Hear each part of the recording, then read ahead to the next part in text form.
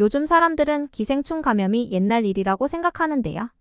지금도 이 음식을 먹고 기생충으로 목숨을 잃는 사람들이 많습니다.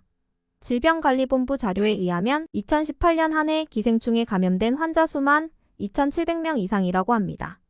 오늘은 기생충을 조심해야 하는 의외의 음식 5가지를 말씀드리겠습니다. 첫 번째는 소외간입니다. 소외간을 날로 먹으면 건강에 좋다는 속설이 있습니다. 하지만 자칫하다간 계획충으로 실명할 수도 있다는 것 알고 계셨나요?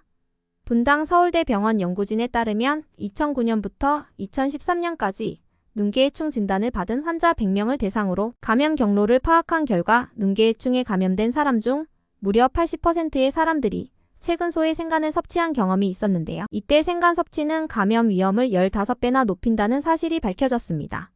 몸속에 들어온 계해충은 장에 가만히 있지 않고 몸속을 돌아다니며 간이나 폐로 이동하는데요. 이때는 기생충이 사멸하고 자연 치유되는 게 보통입니다. 하지만 계해충이 눈으로까지 올라가면 눈에 염증을 일으키는 것은 물론이고 심하면 실명에까지 이를 수 있습니다. 계해충 감염 시 초음파 검사에서 양성 종양이나 암으로 보이는 경우도 있는데요. 이때는 값비싼 조직 검사를 받거나 드물게는 항암 치료와 수술을 받는 사람들도 있다고 합니다. 한 TV 프로그램에서는 소의 생간을 먹고 온몸에 기생충이 번식해 7번의 대수술을 받은 중년 남성의 사연이 공개되었는데요. 소생간을 몇 점 먹고 눈의 이상을 느껴 안과를 찾았더니 이미 머리와 등 쪽까지 기생충이 번식하고 있었다고 합니다. 심지어 척수를 통해 몸속을 이동하던 기생충이 신경까지 짓누르고 있었다고 하네요. 결국 전신 마취를 받고 7번의 대수술을 받았다고 합니다. 소간을 먹은 뒤 눈이 침침하거나 몸살 증상이 있다면 병원을 방문해 검사를 받아보는 것이 좋습니다. 두 번째는 민물고기와 민물게장입니다. 민물게장 음식점이 사람들 사이에서 인기인데요. 잘못 먹으면 폐흡충에 감염될 수도 있습니다. 폐흡충은 사람의 폐에 주로 자리를 잡는데요. 폐에 1.5에서 2.5cm 크기의 주머니를 만들어 그 안에 알을 낳습니다. 단국대 의대 연구팀에 따르면 폐흡충 중 일부는 척추를 따라 뇌 쪽으로 올라가 뇌출혈을 유발할 수도 있다고 합니다. 민물고기에 있는 간흡충 간디스토마 감염도 큰 문제인데요. 바다 낚시 후에 잡은 고기를 회로 먹는 경우는 많지만 민물고기를 회로 먹는 분들이 적은 이유가 무엇일까요?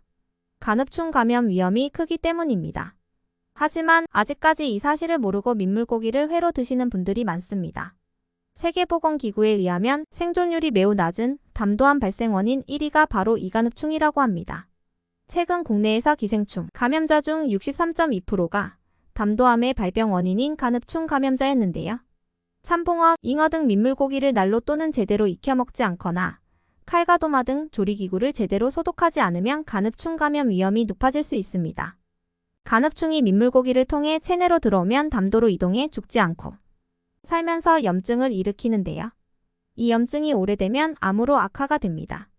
특히 담관낭종이나 염증성, 창질환, 시형간염 환자들은 담도암 발병 위험이 높기 때문에 더욱 주의하셔야 합니다. 따라서 간흡충에 감염될 수 있는 민물 생선은 절대로 회로 안 먹는 것이 좋습니다. 담도암의 원인이 되는 간흡충 감염을 막기 위해서는 민물 생선은 반드시 익혀 먹어야 합니다. 조리 과정에서도 칼이나 도마를 통해 간흡충에 교차 오염되어 감염될 수 있으므로 요리기구 또한 끓는 물에 10초 이상 가열한 후 사용하시기 바랍니다. 폐흡충과 간흡충에 감염되면 초기에는 증상이 거의 없지만 심한 기침이나 호흡곤란, 식욕부진 등의 증상이 나타나는데요. 간흡충은 우리 몸에 30년 이상 기생할 수도 있어 만성화되거나 기생충이 몸 안에서 번식하면 담석, 담낭염, 담간암 그리고 폐쇄성 황달 등의 질병에 걸릴 수 있습니다. 하루만 약을 먹어도 효과가 나타나니 민물고기를 먹고 증상이 있다면 약물 치료를 빨리 하실 것을 권해드립니다. 세 번째는 생채소입니다. 최근 유기농 채소를 찾는 분들이 크게 늘어났는데요. 하지만 채소에도 기생충의 알이 묻어 있을 수 있다는 사실 알고 계셨나요? 식품의약품안전청은 국산 김치에서도 기생충 알이 검출되었다고 하는데요. 삼성서울병원 교수에 의하면 야채가 기생충 감염 숙주가 될 수 있음이 확인되었습니다. 민물에서 자란 미나리도 간흡충, 오염 가능성이 있어 익혀서 먹는 것이 좋습니다. 이렇듯 미세기생충은 암의 원인이 될 수 있기 때문에 채소나 과일은 반드시 깨끗이 씻거나 조리해 드셔야 합니다. 과일 채소 세정제를 사용한 후 깨끗한 물에 3차례 이상 씻거나 기생충 감염 예방을 위해서는 항상 음식물을 충분히 익혀 먹는 습관을 들여야 합니다. 네 번째는 생선회입니다. 작년 경기 이천시의 한 햄버거 매장에서는 생선, 패티 안에서 고래해충이 발견되어 큰 충격을 주었는데요. 고래해충은 주로 생선을 회로 먹을 때 감염되는데요. 고래해충은 위에 있다가 강력한 위산을 피하기 위해 위벽을 뚫고 나와 다른 장기로 이동합니다. 생선회를 먹은 후 12시간 내에 바늘로 찌르는 듯한 심한 복통이 있다면 고래해충 감염을 의심해야 합니다. 간혹 출혈과 설사 증상을 보일 때도 있으니 의심 증상이 있다면 바로 병원을 찾아주세요. 고래해충은 구충제를 먹어도 치료할 수 없다고 하는데요. 고래해충에 감염되면 위염이나 장폐색, 심하면 쇼크사까지 유발할 수 있습니다. 보통 내시경으로 치료하는데 시기가 늦어지면 개복 수술까지 받아야 합니다. 감염을 예방하려면 60도 이상의 온도로 1분 이상 가열해주세요. 기생충 감염 예방을 위해서는 구충제를 정기적으로 섭취하는 것이 가장 좋은데요. 전문가에 따르면 국내 기생충 감염률이 2%에서 3%이기 때문에 필수까지는 아니라고 합니다. 하지만 소수라도 기생충 감염자가 있으니 먹어서 나쁠 건 없습니다. 구충제는 크게 두 가지 종류인데요. 회충이나 편충 등 장내 기생충은 약국에서 파는 구충제로 없앨 수 있습니다. 그러나 앞에서 말씀드렸던 것처럼 민물 생선을 날로 먹어 흡충류에 감염되었다면 일반 이 약품인 알벤다졸 대신 전문의 약품인 프라지칸테를 드셔야 하는데요.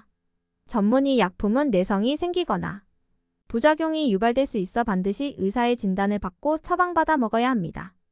구충제 외에도 기생충 감염 예방법이 따로 있을까요? 베스트는 소간이나 민물고기, 민물게장을 섭취하지 않는 것입니다. 특히 멸치처럼 작은 생선이라도 통째로 먹지 않는 것이 여러분의 건강을 지키기 위한 좋은 선택입니다. 그렇다면 체내 기생충을 제거할 수 있는 자연 요법도 있을까요? 좋은 음식 3가지만 추천해 드리겠습니다. 첫 번째는 호박씨입니다. 호박씨 안에는 아미노산이 많이 들어있는데요. 아미노산은 기생충의 활동을 막고 몸 밖으로 배출시키는 데 도움을 줍니다. 아침 공복에 호박씨 20알을 갈아 먹거나 꼭꼭 씹어 드세요. 두 번째로 체내 독을 빼내고 피를 맑게 하는 탁월한 효과가 있는 메밀가루에 대해 알아보겠습니다. 이 가루는 기생충 제거에도 큰 도움을 주는데요. 메밀가루를 생으로 먹는 것이 가장 효과적입니다. 그러나 메밀은 차가운 성질을 가지고 있기 때문에 위염, 위궤양 등 위장 장애가 있거나 손발이 차가운 사람들은 섭취하기 전에 전문가와 상담하는 것이 좋습니다. 세 번째로 마늘즙을 추천합니다. 마늘즙은 알리신이라는 성분이 함유되어 있어 콜레라균, 대장균, 결핵균 등 여러 세균에 대한 항균 작용을 하기 때문에 기생충 제거에 특히나 효과적입니다.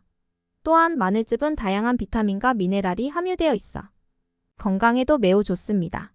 생마늘을 갈아서 마늘즙을 만드시는 것이 좋으며 원하는 양만큼 드실 수 있도록 보관해 두시면 좋습니다. 한 줄 정리를 해드리겠습니다.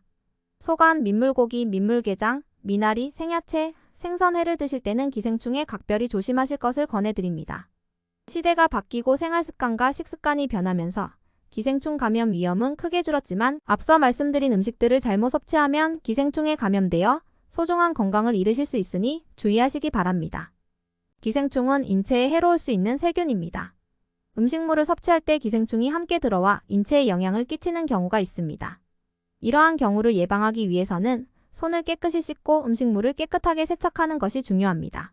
또한 음식물을 보관할 때는 깨끗한 환경에서 보관하고 가능한 빨리 드시는 것이 좋습니다.